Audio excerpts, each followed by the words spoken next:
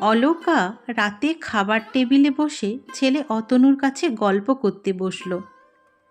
কি বলবো রে তনু, কপাল করে বউ পেয়েছে শম্পা। এমন ছেলে বউ ভাগ্য করলেই পাওয়া যায়। কি কপাল শম্পার, দেখলেই হিংসে করতে ইচ্ছে করে। অতনু পরোটা আর কষা মাংস মুখে পুড়তে পুড়তে জিজ্ঞেস করল, কেন মা, কি হলো? শম্পা কাকিমার এমন কি ভাগ্য খুলে গেল? আর ভাগ্য, বৌমা ভাগ্য কি আর সবাই পায় রে? ও তো কপাল করেই পেতে হয়। অতনু মায়ের এই ধরনের কথার সুরকে চেনে। সে জানে এবারই মা পিউকে নিয়ে টিপ্পনি কাটবে। অতনু মায়ের কথা এড়ানোর জন্য বলল, তা বেশ, শম্পা কাকিমার ভালো ভাগ্য শুনে ভালো লাগলো। এবার বলো, শিবু কাকা কেমন আছেন? শিবু ঠাকুরপো ভালোই আছে। মোয়ের মতো ছেলে বউ থাকলে সব শ্বশুর শাশুড়ি ভালো থাকে রে বাবা। অতনু বুঝল মায়ের টিপ্পনি থেকে রেহাই নেই। এবার পিউর প্রতিটা ভুলের পোস্টমর্টম করা চলবে। সে একটা লম্বা ও দীর্ঘ নিঃশ্বাস ছাড়ল। পাশ থেকে পিয়ালি স্বামীর দীর্ঘ নিঃশ্বাসের স্বস্তি আনতে বলল, হ্যাঁ মা, আমিও শুনেছি মৌ বৌদি ভীষণ ভালো, খুব সুন্দর করে নাকি সংসার সামলাতে পারে। তার বলতে, ভোর 4টে উঠে রান্না করে শ্বশুরকে টিফিন ক্যারিয়ারে খাবার বেড়ে দেয়। সে খাবারে ভাতের সাথে যেমন ডাল তরকারি থাকে, তেমন আবার কখনো মাছ কখনো মাংসও থাকে। শুধু কি তাই, ওই সকাল 6টা সাড়ে 6টার মধ্যে শিবু ঠাকুরপোর জন্য দুধ রুটিও তৈরি করে দেয়। শম্পাকে তো সংসার নিয়ে ভাবতেই হয় না। তোমার মতো মোটেই না মৌ। ও খুব ভালো বউ পেয়েছে শম্পা। 7-8 মাস আগে বিয়ে হয়ে আসা পিয়ালি জানে যে এই পার্থক্যের কাহিনী তার শাশুড়ি মা ঠিকই তুলবে। জগৎ সংসারে সবার বাড়ির মেয়ে বৌমা ভালো, শুধু তার কপালটাই দুর্ভাগ্যে ভরা। এবারেও তার অন্যথা হয়নি। নৈহাটি থেকে ফিরে পিয়ালির শাশুড়ি একই সুরে কথা বলে চলেছেন। সে পিয়ালি যতই স্কুলে সার্কেল ইন্সপেক্টর হয়ে 132টা স্কুল সামলাক না কেন, সংসার সামলাতো সে যে একেবারেই শূন্য লাভ করেছে, সেটা ক্ষণে ক্ষণে অলকা বুঝিয়ে দেন। কিন্তু তাতে পিয়ালির কিছু যায় আসে না। অতনুকে ভালোবেসে যখন বিয়ে করেছিল সে, তখনই সে জানত তার শাশুড়ি মা কেমন হবে। বিয়ের আগে অতনু বলেও ছিল আলাদা থাকার ব্যবস্থা করবে, কিন্তু পিয়ালি রাজি হয়নি তাতে। পড়াশোনা করার মতো কঠিন কাজটা যখন সে করতে পেরেছে, তখন রান্না করা বা সংসার সামলানোর মতো সহজ কাজটাও সে নিশ্চয়ই শিখে যাবে। শুধু সময়ের অপেক্ষা। বিয়ের 8 বছর অতিক্রান্ত, পিয়ালি এখন নৈহাটিতে পোস্টিং হয়েছে। কলকাতা থেকে রোজ যাতায়াত করে। বর্তমানে সে শুধু অতনুর ঘরণীই নয়, ঋদ্ধিমা আর ঋষভের জননীয়। তবুও সংসারে সে এখনো বেশ অপটু। অন্তত শাশুড়িমা তো তাই বলেন। চাকরি সামলিয়ে দুটি যমজ সন্তানকে মানুষ করতে বেশ হিমশিম খেতে হয়েছে পিয়ালিকে। কিন্তু জীবনের প্রতিটা সমস্যার বাঁকে সে তার স্বামীকে তার পাশে পেয়েছে। তাই জীবনের এই কটা বছর পিয়ালি অতনুর পিউ হয়ে বেশ আনন্দেই কাটিয়ে দিয়েছে। মাঝের এই বছরগুলিতে অতনুর মায়ের অন্যান্য ভাসুর দেওরদের ছেলেরা তাদের বউদের নিয়ে আলাদা সংসার পেতেছে। শুধু বাকি আছে এখন অতনু আর পিয়ালি। যেই মৌয়ের নামে অলকা এত সুখ্যাতি করতেন এক সময়, সেই মৌ বৌদিও আলাদা বাড়ি করে শ্বশুর শাশুড়ি থেকে সরে পড়েছে। আলাদা হওয়ার কারণটা যে কি, সেটা এখনো অজানা। তবে ঘর ভাঙার দোষটা সাধারণত যে মানুষটার ওপরে চাপিয়ে দেয় সমাজ, এখানেও সেটার ব্যতিক্রম কিছুই হয়নি। তবে পিউ বিশ্বাস করে মৌ বৌদি এসব কিছুর জন্যই কোনোভাবেই দায়ী নয়। সে যাই হোক, বর্তমানে নৈহাটিতে শিবু কাকা আর শম্পা কাকিমার বাড়িতে সবার নিমন্ত্রণ। শিবু কাকার মেয়ের দ্বিতীয় সন্তান হিসেবে ছেলে হয়েছে, তাই বেশ বড় করে মামা ভাতের আয়োজন করা হয়েছে। অতনু অফিসের কাজে কলকাতার বাইরে গিয়েছে সপ্তাহখানেকের জন্য, তাই ঠিক হয়েছে দুই নাতি নাতনিকে নিয়ে অতনুর বাবা মা আসবেন নিজেদের গাড়িতে করে। অবশ্য তাদের সাথে বাচ্চা দুটোকে সবসময় দেখাশোনা করার জন্য যে মেয়েটি থাকে, সেই রমাও আসছে। পিয়ালি অফিস করে অনুষ্ঠান বাড়িতে যোগ দেবে। সেদিনটা থেকে পরের দিন অফিস করে কলকাতায় ফিরবে সে, আর বাকিরা দুপুরের খাওয়া দাওয়া সেরে গাড়িতেই ফিরবেন। এই অনুষ্ঠান বাড়িতে পৌঁছনোর পরে পিয়ালি লক্ষ্য করে তার শাশুড়ি বেশ রস সাধন করে কোনো একজনের চরিত্র নিয়ে বেশ সমালোচনায় ব্যস্ত। কান পাতলে পিয়ালি শোনে যে তার শাশুড়ি মা পিয়ালির এক কাকি শাশুড়িকে বলছে, বুঝলে দীপা, আমার মনে হয় এই ছেলেটির সাথেই মোয়ের ভাবসাব হয়েছে। কীরকম মাখো মাখো ভাব দেখো দুজনের। শ্বশুরবাড়ি বলে কথা, একটু তো লজ্জা রাখতে হয়। বড় ছোট কাউকেই আর মানে না এখনকার দিনের বৌমারা। ছি ছি, শম্পার কপাল দেখলে সত্যি কষ্ট লাগে। অত আদর করে বউটাকে পুষেছিল আজকের দিন দেখবে বলে। পাশ থেকে জায়ের কথায় খানিক সন্দেহ টেনে দীপা কাকিমা অলকার কথার জবাব দিয়ে বলে ওঠে, ব্যাপারটা বোধহয় ঠিক নয় দিদি।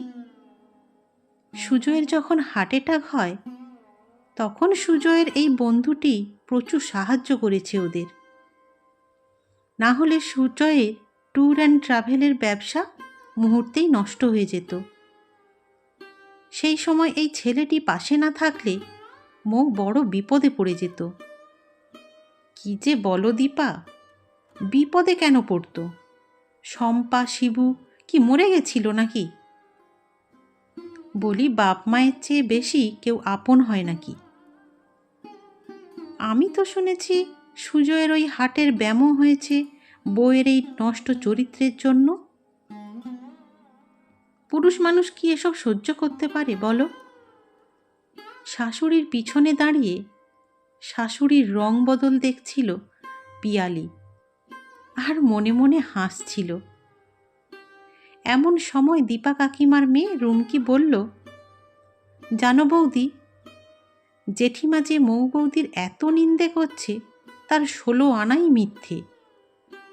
বরং সুজয়দাই এক্সটার্নাল অ্যাফেয়ার্সে জড়িয়ে ছিল। আমি নিজে দেখেছি সব কাণ্ড কারখানা। পিয়ালি বেশ অবাক হয়ে তাকায় রুমকির দিকে। রুমকি ফিসফিসিয়ে বলে চলে, আমি একবার মেডিকেল ক্যাম্পের জন্য দীঘা গিয়েছিলাম। নিউ দীঘার বিচে আমি নিজে দেখেছি সুজয়দা আর সুজয়দা রিসেপশনিস্ট আপত্তিকর অবস্থায় বসেছিল। আমি বাড়ি এসে মাকে সব বলেছিলাম। মা আমাকে কাউকে কিছু বলতে বারণ করেছিল, তাই কাউকেই আর কিছু বলিনি। মায়ের কাছে শুনেছিলাম মৌ বৌদি সুজয়দার এই অ্যাফেয়ারটাকে মেনে না নিয়ে খুব অশান্তি করেছিল। নিজের ছেলের কলঙ্ক ঢাকতে শম্পা কাকিমা মৌ বৌদির চরিত্র নিয়ে কথা বলছে, আর শম্পা কাকিমার সাথে তালে তাল মিলিয়েছে জেঠিমা। এতদিনের ভালো মৌ বৌদি কেমন এক নিমেষেই খারাপ হয়ে গেল দেখো। সেই তো দেখছি রুমকি, একটা সময় ছিল যখন এই মৌ বৌদির গুণগান করে তোমার জেঠিমা আমায় রাত দিন অপমান করতেন। মানুষের চরিত্র কিরকম আজব হয়, তাই না? যতদিন মৌ বৌদি সবার জন্য করে গেল, ততদিন শম্পা কাকিমার মতো অমন সৌভাগ্য কারোরই ছিল না। আর যখন মৌ বৌদি নিজেরটুকু বুঝে নেওয়ার চেষ্টা করল, তখন মৌ বৌদির চরিত্রকে কলঙ্কিত করতেও ছাড়ল না ওরা। কি অদ্ভুত সব মানুষের দল! আর মৌ বৌদিকে পুষেছে মানে? মৌ বৌদি বাড়ির খোটে বাঁধা গরু বা কুকুর বিড়াল নাকি যে পুষেছে বলছে? এদের দেখছি আর অবাক হচ্ছি। পিয়ালির কথায় রুমকি হেসে মজা করে বলল, তুমিও সাবধানে থেকো বৌদি। প্রথম থেকেই তো তুমি জেঠিমার পছন্দের ছিলে না, তার উপরে চাকরি করো। কোনোদিন আবার তোমার প্রতিবাদের শাস্তি স্বরূপ তোমার চরিত্র নিয়ে কথা বলে বসবে। এদের দিয়ে কিন্তু কোনো বিশ্বাস নেই। ননদ বৌদির হাসির কলতানে সেদিনের কথা ওখানেই চাপা পড়ে যায়। কিন্তু পিউ বোঝে অলকা শম্পা কাকিমার সাথে বেশ জোটবদ্ধ হয়েই মৌ বৌদির বিরুদ্ধে আসরে নেমেছে। নিজেরা নারী হয়ে আরেক নারীর চরিত্রে দাগ লাগিয়ে যাচ্ছে কি করে, সেটাই ভাবতে বড় অদ্ভুত লাগে পিয়ালির। মাঝখানে আরও কিছু বছর কেটে গেছে। মাঝে মধ্যে বিভিন্ন অনুষ্ঠানে মৌ বৌদির সাথে সৌজন্যমূলক দেখা সাক্ষাৎ হয়েছে পিয়ালির। দুই জায়ের মধ্যবর্তী কথোপকথনও ছিল খুব স্বাভাবিক। সেখানে কোথাও শ্বশুরবাড়ি বা স্বামীর নিন্দা ছিল না। বরং শম্পা কাকিমার সাথে অলকার প্রতিটা দেখা সাক্ষাতেই বেশ জমাটি নিন্দে চলত ছেলে বউয়ের নামে। সেই প্রমাণ বহুবার পেয়েছে পিয়ালি। এর মধ্যেই হঠাৎ করে খবর আসে সুজয়দার আবার হার্ট অ্যাটাক হয়েছে। কলকাতার নার্সিংহোমে নিয়ে আসলে জানা যায় দুটো ব্লকেজ আছে, প্রায় 90%। তাই তৎপর স্টেন বসাতে হবে। অসুস্থ হয়ে নার্সিংহোমে ভর্তি হলে মধ্যবিত্তের যেটার উপর ভরসা থাকে, সেই স্বাস্থ্য বিমার জন্য প্রথমে খুব একটা সমস্যা হয়নি। কিন্তু ইনস্টেন্টিভ কেয়ার ইউনিটে থাকার সময়ই সুজয়দার ব্রেন স্ট্রোক হয়। ফলে চিকিৎসার খরচ মুহুর্মুহুর বাড়তে থাকে। শিবু কাকার শম্পা কাকিমা 1.5 লাখ টাকা দিয়ে আর 2 দিন নার্সিংহোমে এসেই ছেলের প্রতি সব দায়িত্ব সেরে ফেলেছিল। নার্সিংহোমের 12 লাখ টাকা মেটাতে মৌ বৌদি এক এক করে নিজের সব গয়নার বিসর্জন দেয়। কিন্তু শেষ রক্ষা হয় না। সুজয়দায় মারা যায়। সুজয়দা চলে যাওয়ার যত না শোকে থাকে, তার থেকেও বেশি আঘাত আসে যখন মৌ বৌদি নিজের মেরুদণ্ডটাকে সোজা করে দাঁড়ায়। সুজয়দার ট্রাভেল কোম্পানিটা বন্ধ করে নিজের নামে একটা পার্লার খোলে মৌ বৌদি। শম্পা কাকিমারা মৌ বৌদিকে চাপ দেয় ওদের নতুন বাড়িটা কাকা কাকিমার নামে লিখে দিতে। কিন্তু মৌ বৌদি তাতে রাজি হয় না। তার বক্তব্য, বাড়ি যখন সুজয়ের নামে ছিল তখন তো তার অবর্তমানে এ বাড়ি আমার। শুরু হলো এ যুগের সীতার চরিত্রে লাঞ্ছনানা। সর্বকালের বংশের সেরা বৌমা হয়ে গেল চরিত্রহীন। গোটা নৈহাটি জেনে গেল শিবনাথ বাবুর একমাত্র পুত্রবধূর চরিত্র ঠিক নেই। মাঝে মধ্যে কলকাতা থেকেও ফোন যায় শম্পা কাকিমার কাছে, মৌ বৌদির নষ্টামি আর শম্পা কাকিমার পোড়া কপালের গল্প শোনার জন্য।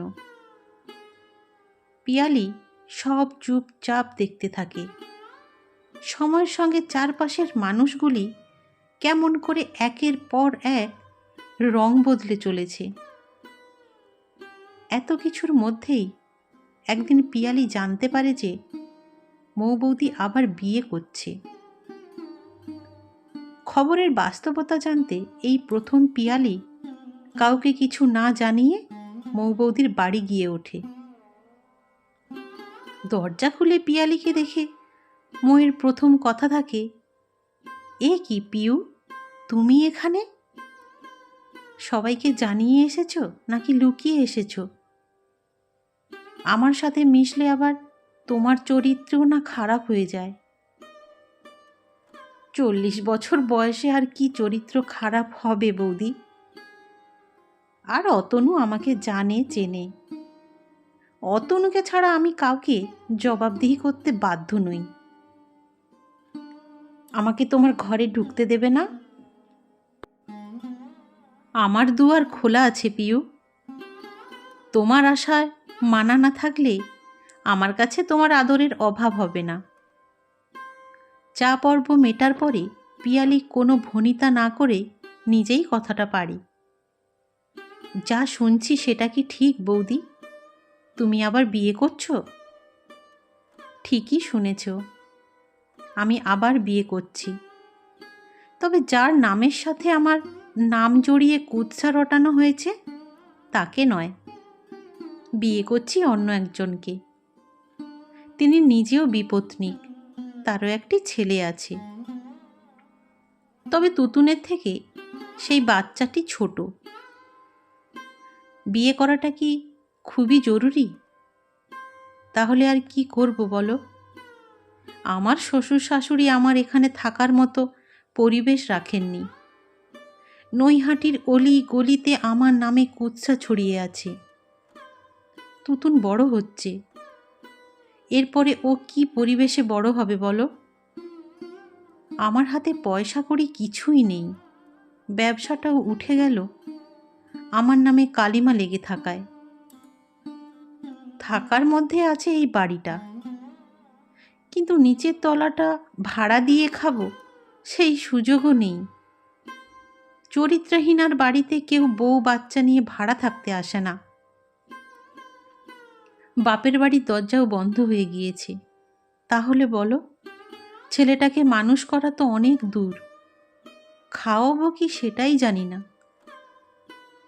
তাই এই বাড়ি তালা বন্ধ করে চলে যাব একেবারে। নৈহাটিতে আমার নিজের বলে আর কিছুই নেই। যাকে বিয়ে করছো উনি তুতুনকে দেখবেন তো? হ্যাঁ, আমার সাথে আইনি লেখাপড়া হয়েছে। কারোর মুখের কথায় আর বিশ্বাস করি না মৌ। যাকে ভালোবেসে বিয়ে করেছিলাম সেই ধোঁকা দিয়েছিল। অফিসে রিসেপশনিস্টের সাথে সম্পর্কে জড়িয়েছিল। বাধা দিয়েছিলাম বলে আমি চরিত্রহীনা হয়ে গেলাম। যার নাম নিয়ে আমার নামে এত কুৎসা, তার কাছে আমি বন্ধু পত্নী ছাড়া আর কিছুই নই। কিন্তু আমার সেই বিপদে আমার পাশে দাঁড়িয়ে সেই ভগবান তুল্য মানুষটার দাম্পত্য জীবন নষ্ট হতে বসেছে। স্ত্রী যতই ভালো হোক না কেন, কেন মানবে সে নিজের স্বামীর নাম অন্য কোনো মহিলার সাথে শুনতে? সমাজে তাকেও তো চলতে হয়। তাই চলে যাচ্ছি মৌ। আমি এমনি নষ্ট হয়ে গেছি। বিধবা হয়ে আর একবার বিয়ে করে না হয় আর একটু বেশি নষ্ট হব, কি আসে যায় তাতে? সব কথা শুনে পিয়ালি বলে ওঠে, বিয়ের তারিখ কত দিদি? আমি আর অতনু থাকবো তোমার বিয়েতে। তুমি থাকবে আমার বিয়েতে? একদম। তোমাকে আমি দিদি বললাম, শুনলে না বুঝি? আমি তোমার বাপের বাড়ি, আমার কাছ থেকেই তোমার বিয়ে হবে। কিন্তু অতনু, কাকা, কাকিমা, অতনুকে আমি জানি দিদি, ও আমার সাথেই থাকবে তোমার ছোট ভাই হয়ে। বাকিদের কথা ভুলে যাও, তারা নিজেদের রং বদলানোতেই না হয় ব্যস্ত থাক। মৌদের বাড়ি থেকে ফেরার সময় একটা লম্বা শ্বাস নেয় পিয়ালি। না, সে নিজে এখনো গিরগিটি হয়ে যায়নি। তবেই তো মৌদির এত বড় সিদ্ধান্তে মৌদির পাশে থাকার সাহস রেখেছে মনে। পিয়ালি জানে অলকা এসব মানবেন না, বিদ্রোহ করবেন, তাই তার মীমাংসাও তৈরি করা আছে। বছর 5 আগে অতনুর কেনা ফ্ল্যাটটায় এবার এই বংশের শেষ ছেলে আর বউ আলাদা হচ্ছে শাশুড়ির সংসার থেকে। কলমে অনন্যা পোদ্দার, কণ্ঠে আমি লিয়ানা।